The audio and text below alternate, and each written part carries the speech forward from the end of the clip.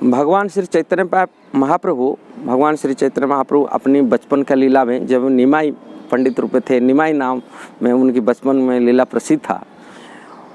निमाई अपनी बचपन की लीला के माध्यम से संसार को बहुत सारी शिक्षा दी है। वो अपनी भगवता उन्होंने दिखाया बचपन की लीला के माध्यम से। कुछ लीला मैं आपको बताता हूँ। एक भगवान चैतन्य महाप्रभु की बाल लीला की जो लेखक थे वो पहले ब्रह्मवादी थे। ब्रह्मवादी अर्थ है जो सारी संसार को निराकार ब्रह्म रूप में सोचते, जिसे ब्रह्मज्योति वो परम सत्य को ही ब्रह्म मानते हैं।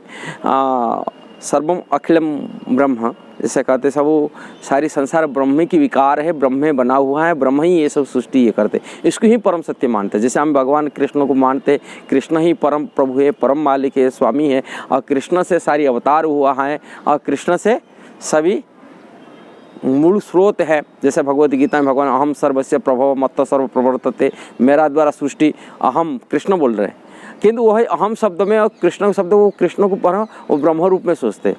परम सत्य ब्रह्म, ब्रह्म से विकार हुआ, ब्रह्म से सृष्टि बना, और ब्रह्म की अवतार होता है। जैसे भगवान भगवद गीता बोलते ऐसे कम बुद्धि वाले लोग होते, अल्प बुद्धि वाले होते, अव्यक्त व्यक्ति मापन्ना मन्यते माम बुद्धय बोलते। मैं पहले, भगवान कृष्ण बोलते मैं पहले निराकार था, निराकार से मैं अभी साकार रूप में आया। ऐसे ही ब्रह्मवादी लोगों के विचार होता है।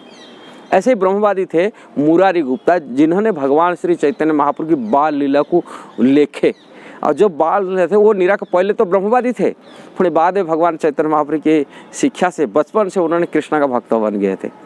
अब बचपन से कैसा माने भगवान चैतन्य महाप्रभु के बचपन थे मुरारी गुप्ता, तभी बचपन से उनको भक्त बना दिए थे।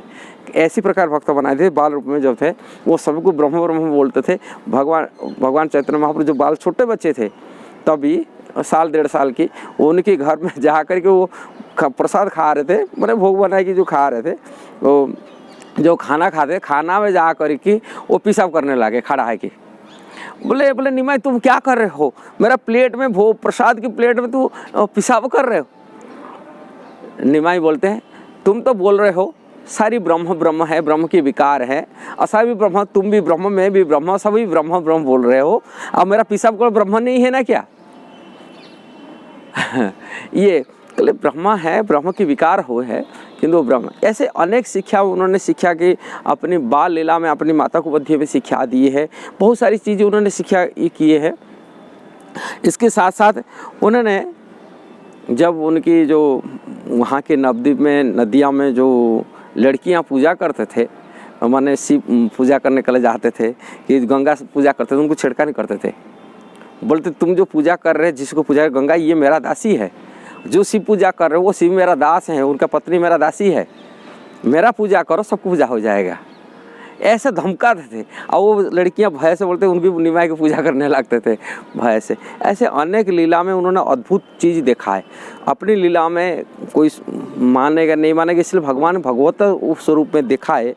एक बार उनके बच्चा थे, छोटे बच्चे थे गोद में, तभी उनके घर में एक तैत्रिक ब्राह्मण आए हैं जो उनके घर में ठहरे।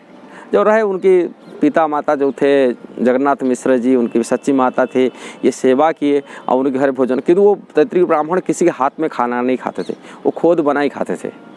और तभी उनके घर में सामान दिए, उनको कुकिंग करने के लिए, खाना बनाने के लिए जब दिए, और निमाई जब तभी वो भोजन बनाए, भोजन बनाने के टाइम में जब अपनी इष्ट देव बाल गोपाल को स्मरण करते, भगवान श्री कृष्ण स्मरण करते थे, स्मरण कर ध्यान में गायत्री कर जप कर बैठी जाते भोग लगा करके, तब निमाई आकर वो भोजन को खाने बैठ जाते।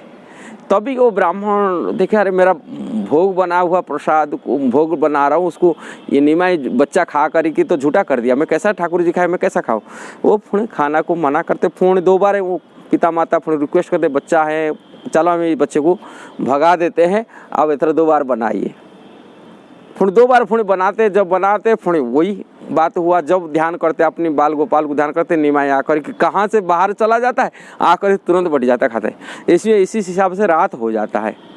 उसी टाइम से फिर मना करते, मैं अब बना, आज कृष्ण का इच्छा नहीं, कारण बार बार बच्चा आकर झूठा कर रहा है मेरा भोग को, मैं ठाकुर जी को चढ़ाओ, वो भोग झूठा कर रहा है, मैं नहीं खा सकता जो है।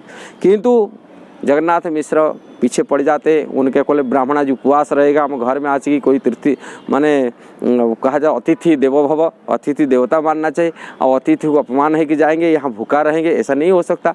उन्होंने हाथ पैर जोड़ करके पुनः उसको कुकिंग करे, खाना बनाने के लिए बताते हैं।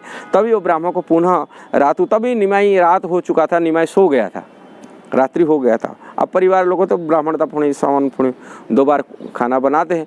जब खाना बनाते तभी पुणे वही रात्रि अर्धरात्रि हो चुके, तभी रात्रि में उन्होंने पुणे वही भोग लगाई जो गोपाल को स्मरण करते। निमाई सोया हुआ निमाई, अब परिवार लोग सो गए थे, रात्रि काफ़ी हो गया था, तभी निमाई उठ के आकर पुणे भोजन में बैठ जाते। बोले निमाई तू क्या कर रहे, तू बार बार मैं खाना बंद ठाकुर जी की गोपाल को स्मरण करता हूँ, तुम क्यों आकर के बैठ के खा लेते, फिर कैसा मैं आज भूखा रहूँ। तो निमाई अपने स्वरूप में आते हैं, कृष्ण का स्वरूप में आकर के गोपाल बन के आकर के बोलते हैं, तुम जिसको स्मरण करते हो बार बार, मैं आए खाने से तुम बोलते बच्चा खा लिया, ऐसा कैसा है। ऐसा नहीं है, मैं हूँ वही हूँ, कृष्ण हूँ। अपने स्वरूप को दिखाते, दर्शन कराते। तभी निमाई बोलते तुम बार बार भी तुम मेरा दास हो, सेवक हो। अब पिछला नंद बाबा के घर में यही तुम भी आए थे, तीर्थयात्री ब्राह्मण बन के आए थे, तभी मैं खाना खाया था, आज भी तुम्हारा खाना खा रहा हूँ। किंतु तुम ये जहाँ भी कहो, किंतु ये बात मैं लीला में अपनी परिचय बताते हैं। मैं अभी इस समय ये लीला की माने अवतार है कि लीला कर रहा हूँ, किंतु बात गुप्त रख रहे हैं। किंतु ब्राह्मण को और गुप्त क्या अपने बाद में तो गुप्त प्रकाश कर दिए थे। अब वो ब्राह्मण वो नवद्वीप छोड़ के नहीं गए थे, क्यों निमाई साक्षात कृष्ण उनकी जो इष्ट है वो विराजमान है नवद्वीप, उसी ब्राह्मण जो नवद्वीप में अंतिम जीवन तक रहे थे। अनेक अलग ऐसे लीला अपनी बाल लीला में उन्होंने पुष्टि करते हैं, मैं भगवान ईश्वर हूँ, प्रभु हूँ। उन्होंने ये बात को चैतन्य भागवत में सब वर्णन किया गया है। जो लोग चैतन्य भागवत पढ़े वो जानते हैं, वो कृष्ण की ये बाल, जैसे भगवान कृष्ण की बाल लीला में नटखट लीला हुई थी, ऐसे नटखट लीला निमाई की मध्य भी हुई है। यदि आपको जानकारी हो जरूर चैतन्य भागवत पढ़ना चाहिए।